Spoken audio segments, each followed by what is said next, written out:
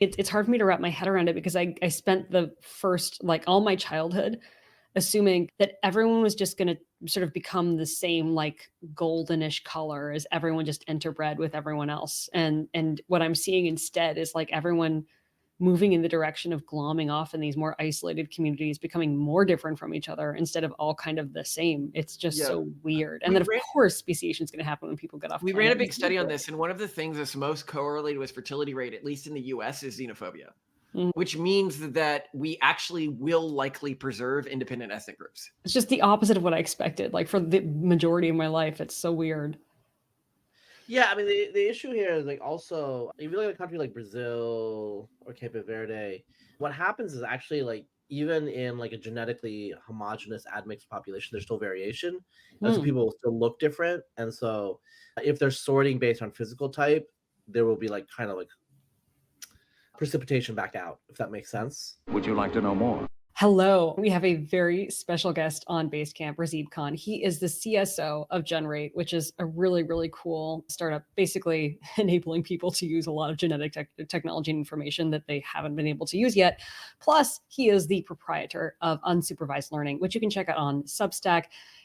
Talk about deep dives on really cool genetic histories and all sorts of stuff. You had really better check it out. If you don't know about it yet, you're in for a treat.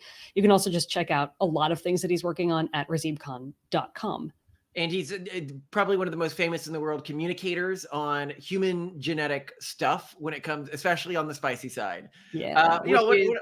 Whenever people say that, I'm just like, why aren't there more communicators? I mean, it's like, Well, I'll tell you why there aren't more communicators.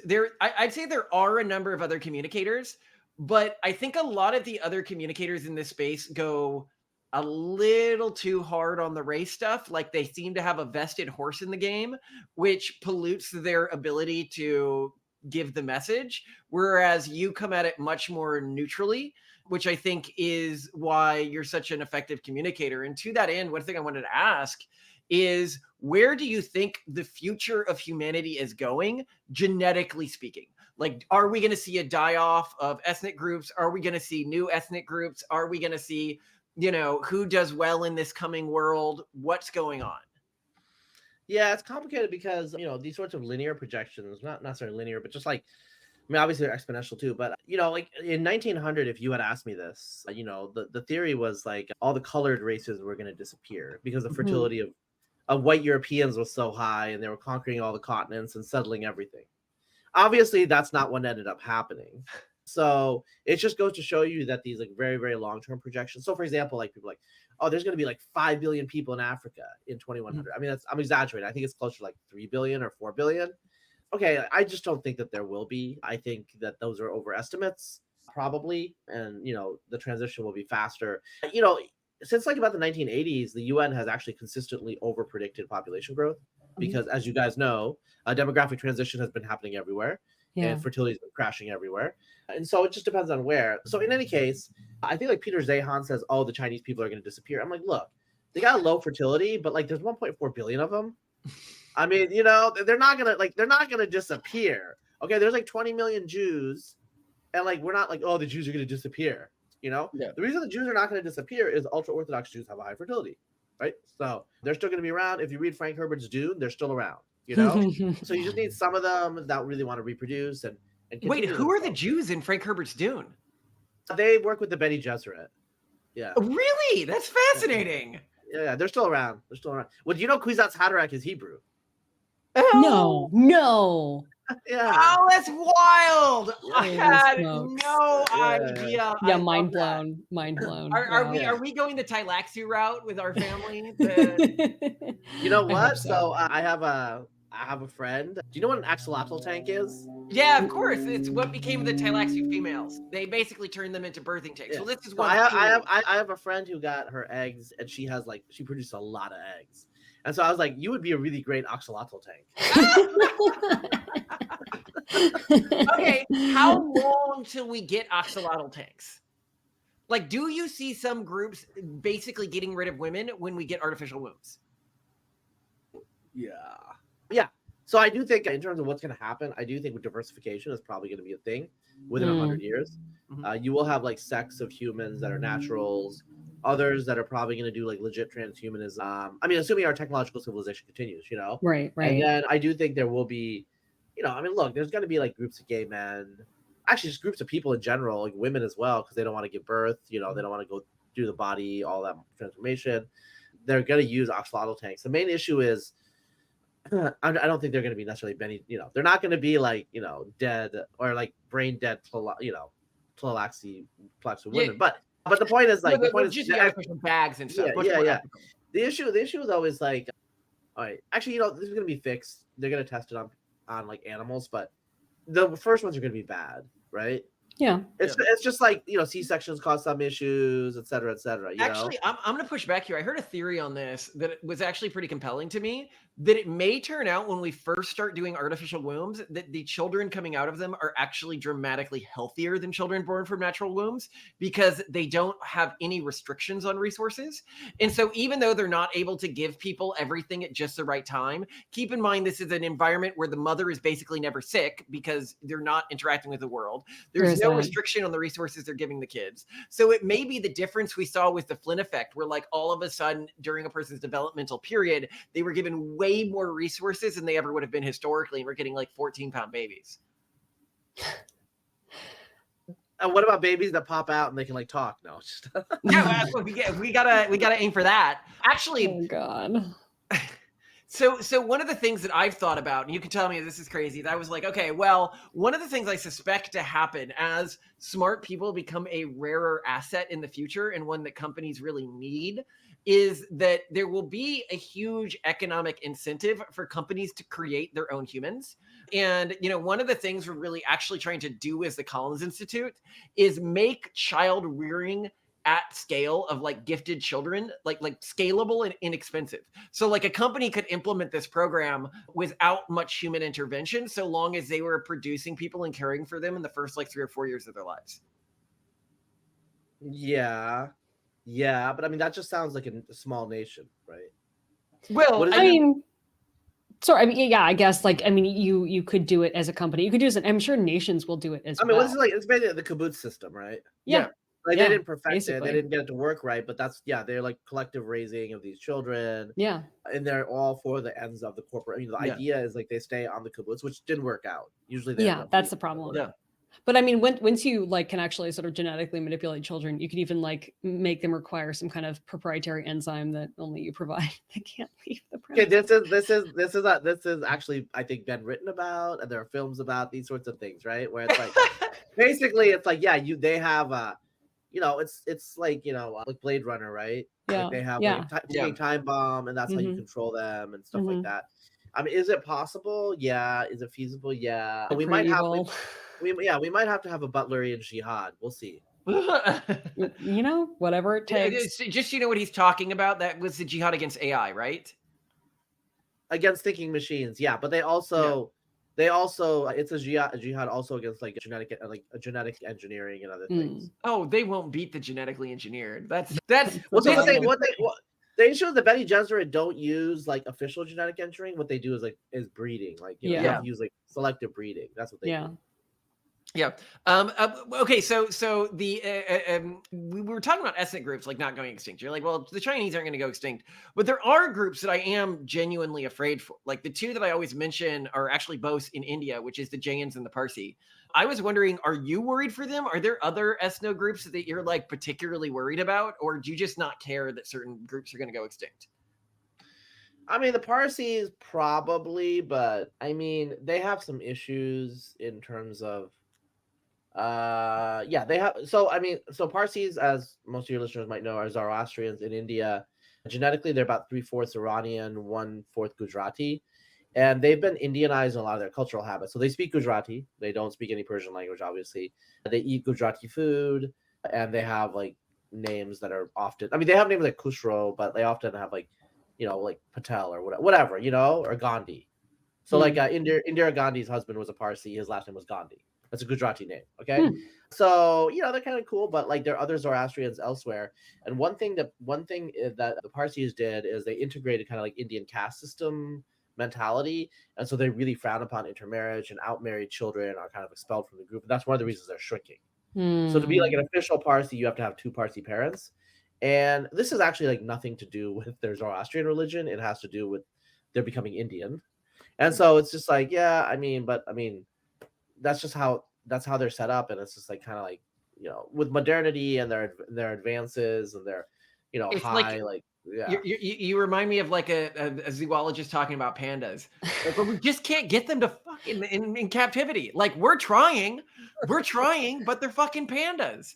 Well, it's interesting because that it suggests like that there's this certain like just right spot Goldilocks zone of xenophobia where like you can't be like too xenophobic. Like if you like, get too weird about marrying out, like it's hard to get enough people, like critical mass, and like keep going. But if you're not xenophobic enough, like then you're just going to glom into like the main population. So you have to be just a little bit xenophobic and then you're okay.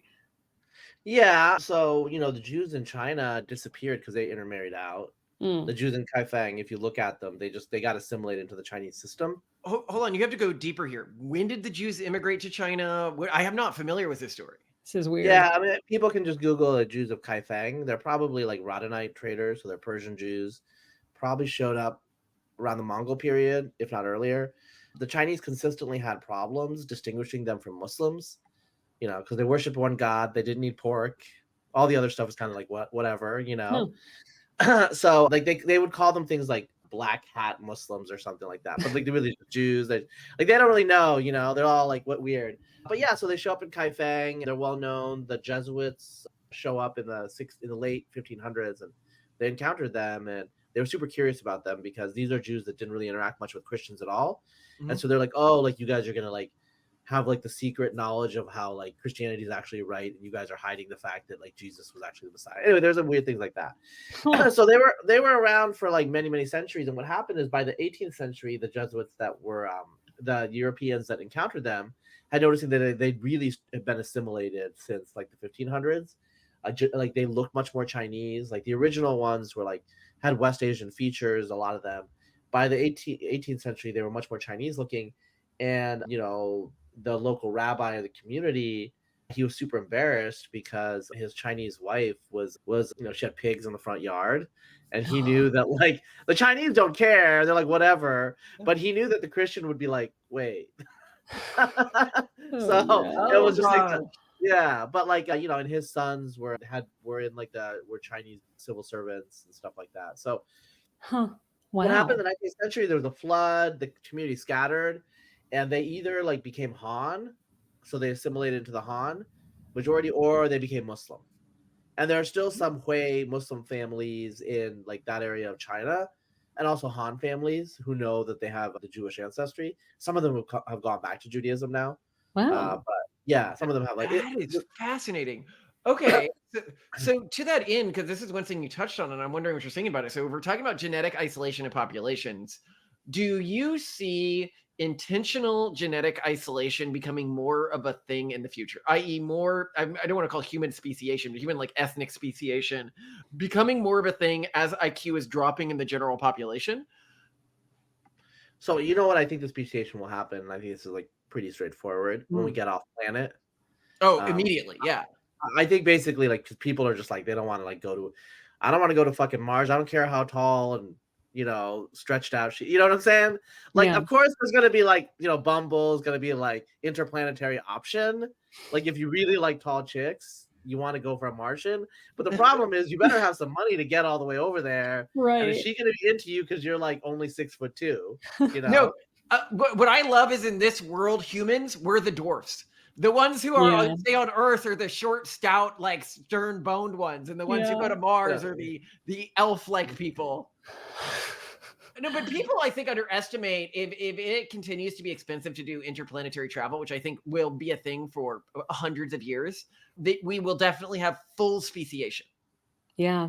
It's so interesting. It's hard for me to wrap my head around it because I spent the first, like all my childhood assuming, because it was kind of like, I don't know, just assumed everywhere that I grew up that everyone was just going to sort of become the same like goldenish color as everyone just interbred with everyone else. And what I'm seeing instead is like everyone moving in the direction of glomming off in these more isolated communities, becoming more different from each other instead of all kind of the same. It's just Yeah. so weird. And We then, of ran course, speciation is going to happen when people get off we ran a planet. big study on this, and one of the things that's most correlated with fertility rate, at least in the US, is xenophobia, Mhm. which means that we actually will likely preserve independent ethnic groups. It's just the opposite of what I expected. Like for the majority of my life, it's so weird.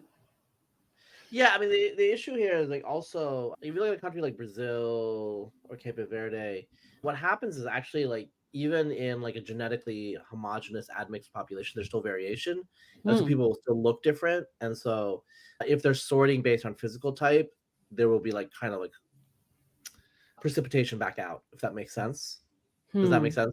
And so it's not like I don't actually like understand that. No, explain. Precipitation back out. okay, So they're selecting on or like like height, then that ends up precipitating into the community. yeah, or like in Brazil, it's known because in Brazil, a lot of families are of a mixed background, and it's not like weird to say that that's my white brother, that's my black brother, because they look that different. Oh, Mhm. wow. And there is some evidence that people actually they sort based on what they look like, even though they have the same. So it's like Oh. there could be someone who is like looks kind of white in a mixed race family, and they end up pairing with someone who looks kind of white in another mixed race family. So their Hmm. ancestry is no different than the darker people, but their Yeah. physical type, because they're selecting on that subset. So it's positive assortative mating. That's what I'm talking about. I mean, because Yeah. you guys are talking about IQ, but physical things are also like pretty salient to people. Yeah. And in a place like Brazil, there's like a skin color prejudice, and so people that are lighter skinned, they have an incentive to pair up with people that are lighter skinned. Well, I think people just tend to like people that look like them often. I mean, not always, but it seems to happen where people similar to each other. Yeah, there's a Maybe I'm just positive thinking too correlation. much of me and Malcolm. Whenever I am at a party with Malcolm these days, I'm like, when I'm trying to like point to him, I'm like, oh, the guy who looks like my brother. That's my husband. Works Yeah, every this is time this though. this is how we know you're autistic, because like yes, people think that, but very few people say that. Autism confirmed. It works though. It works way better than, my husband. He's over there. No. So do you think that when we begin to have genetically selected humans, do you think that we will have the possibility of a caste system? Or do you think, because I know you've talked about the caste system before, and I'm wondering, like once we can select for specific traits that are of utility to specific professions, like charisma versus stemminess, do you think that like the only stable long-term iteration of humanity as a caste system, or do you think that there's a way you could have this sort of selection without caste systems forming? Yeah, so I think like the Indian type's caste system requires like a religious justification, Hmm. Mhm. because the gene flow is so fucking low. So I think a normal, like more like colloquial caste system does emerge, but I mean, if you read Greg Clark's work about social stability of like status and all that stuff, and that's a legit thing there in the work. But there's still permeability. There's still people moving up and moving down and those sorts of things. So Yeah. I think that's going to be more likely, just because most human societies have not sacralized social status that way. Like India is the exception, not the rule. But if you Hmm. sacralize social status, like only those with like that blood can do that thing, then yes, it could emerge. So it depends on the religious aspect. Will you create a religion out of it? So I don't know if you saw this. There was a study on this that I thought was really fascinating. It was done in the UK, and in the US, we're often like, well, we're not descended. If you're from a white US background, they're like, oh, we didn't have a caste system, and I'm like, bro, your last name is Smith, and his last name is Weaver, and there was an interesting study that looked at people with the last name Weaver and found that they had higher dexterity, manual dexterity, even today, and people with the last name Smith had higher grip strength even today. I don't know if you've seen that one. I thought it was interesting in terms of. Yeah, I think I saw that. And then also like like people with these sorts of like, working class or blue collar artisanal names are still much more average to like below average in social status. And I mean, so what Greg Clark shows is, what is it, like the persistence of social status, like 0.8 per generation, which is pretty high. But so what happens is there's a lot of noise from generation naught to generation one. And so people extrapolate from that. But what actually happens is there's often regression back to something that's more ancestral. And so I think the statistic is like, so in the year 1100, every single officer in the British Army was basically Norman, because they just Hmm. replaced all the Yeah. Anglo-Saxons. Hmm. Like in the 20th century, 10% are Norman. even though like less than 1% of the names in the British population are Norman. Fascinating. Wow. And so from that you can calculate, Yeah, another study I heard on this that really was profound to me was looking at China and, looking at the number of people in the Chinese government today, like high-level Chinese government, who are descended from aristocratic families in China. And this is insane because if you know anything about the Chinese Revolution, these families were ground to dust. They lost everything and were treated worse than every other person in society. And yet somehow they all bubbled back. It was something like 80% of the people in high level positions of power came from an aristocratic family from the last dynastic period, which was just wild to me that even when they had everything taken away from them, society reassorted that way. And we've seen this with like yeah. post-Soviet countries too, I think, right? Yeah. There's lots of Or examples. you see like the descendants of the banking families in Florence from the 1400s, or the Swedish like nobility in the 17th and 18th century, these sorts of things. Now, this doesn't mean that like we have like a fixed caste status. There are people that go up and people that go down. Mhm. Traditionally, in a Malthusian environment, actually a lot of people just went down. The lower classes didn't reproduce themselves. Said that, like for example, Oliver Cromwell was like gentry, but he was like He's one of my high. ancestors, by the way. Okay, well, his grandfather was super rich, and so like he like in his generation had gone way, way down, Mhm. and that was common in terms of like downward mobility, and then like the lower classes just didn't reproduce themselves. Obviously, it's not like how it is today, but still, the point is people still go up, people still go down, but there's also like a rough like, I don't know. I mean, yeah, it's just if you like look at people's family backgrounds, you can see that a lot of people have actually not moved as far as you would think. Like a regression to a certain level of Yeah. wealth. Well, and of course, these are things that can be changed now with genetic selection technology, which removes one of the biggest barriers in society to true equality.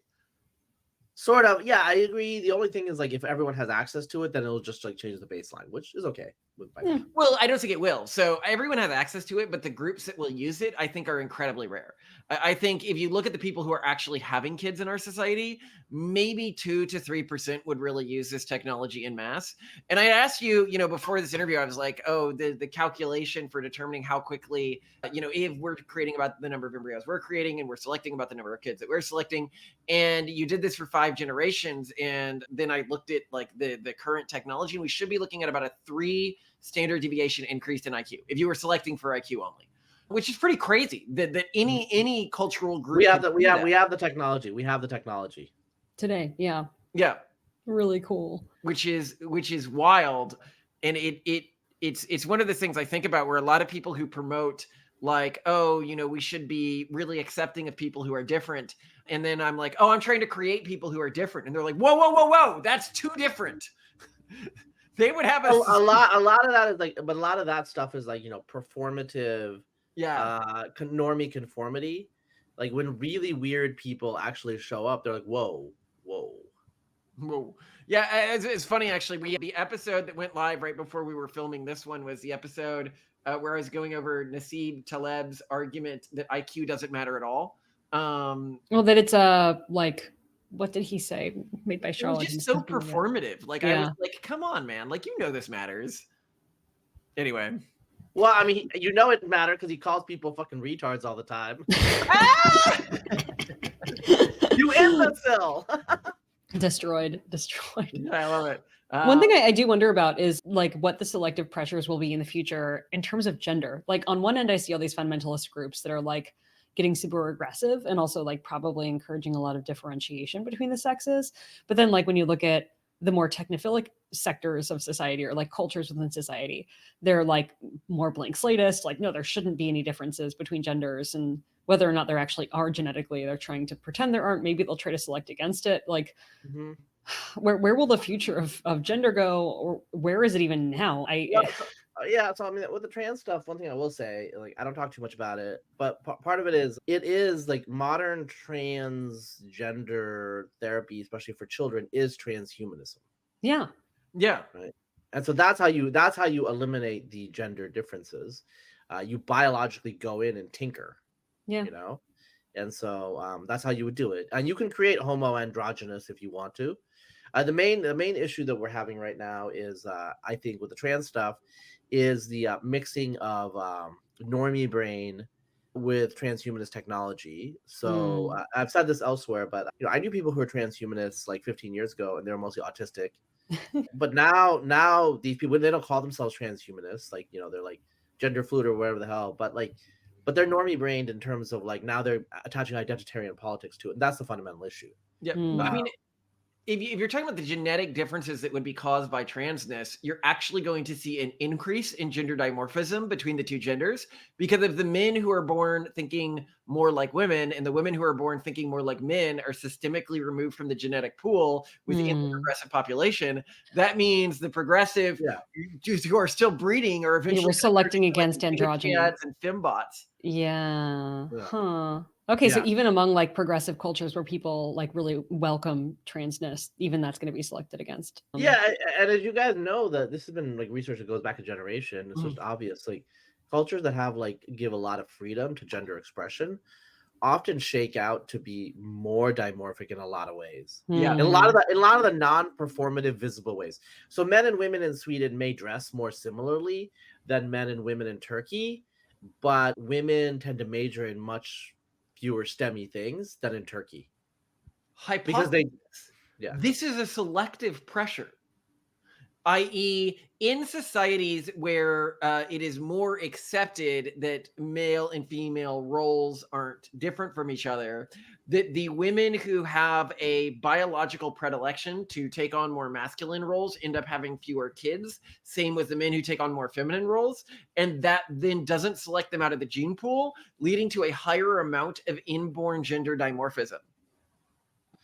Yeah, I mean, it could be. I mean, someone have to like run the simulation. That's the way you would do it. Yeah, because like we've had it since for Sweden. We've had it since World War II, right? The sort of kind of like super egalitarian viewpoint, and ironically, a lot of things are not as different in Sweden. Like, there's a lot of sexual, just like dichotomous behavior because men and women are different on average. That's just a fact. Yeah, well, and they're given the freedom to make those choices, and so they do. Well, I mean, so also like, one of the things that you see in like a lot of the conservative countries is STEM is a way for women to actually break out of the box. Because if they're a successful engineer, at the end of the day, people still need successful engineers. And so, women in a lot of these conservative countries, you see that they select STEM in particular, not because like, oh, I have a passion for engineering, but they know that that is a path to social liberation that they otherwise would not have. Whereas in Sweden, you don't need to be an engineer to be like respected like a man. You have equal rights, at least nominally, at least like legally, And so like in Italy during Mussolini's period, they privileged philosophy and the humanities over science. And so men tended to go into philosophy and the humanities, and there were more women in STEM. Yeah. So that's really interesting. I didn't know that. Why did they do that? I think they wanted to create like, the fascist ideology, and so the philosopher kings were privileged, Huh. Weird. So like scientists are technicians, that's what they thought. And so STEM wasn't like high status there. Yeah, that's secretary work. Well, I think their performance in the war shows how far that gets you. This has been a fantastic conversation. Honestly, one of my favorite interviews so far. I am so excited that we got a chance to chat with you. Please, please, please go check out his Substack. If you want detailed genetic information on humans, the spiciest stuff that you're not going to get at this level anywhere else. Unsupervised learning, guys. And if you are interested and if you run any sort of genetics company, because actually our audience is like a lot of entrepreneurs and stuff like that, and you're interested in cutting edge technology, Razib's a guy to reach out to. And thank you so much for joining us. And also thank you so much for all of the people you help in this space. Because I was mentioning on the last episode, you help so many young people in this space, and it really makes a difference to them. Yeah, I mean, yeah, I guess so. I don't remember that, but I'm sure. Yeah, you don't see it that way. So he mentioned in the last episode, he's like, I really like babies. And I'm like, this is, again, not a thing that's known about him. He really likes babies. He is the most, if there was some pronatalist polygenic score here, I need to capture it from his genome. I'm going to need to like have my descendants review it to try to find whatever makes him so into Yeah, like babies. best And dad, best dad, yeah, like unbelievable. So yeah, huge fans. Obviously, we love you so much, Razib. Thank you so much for coming on. It was my pleasure. I haven't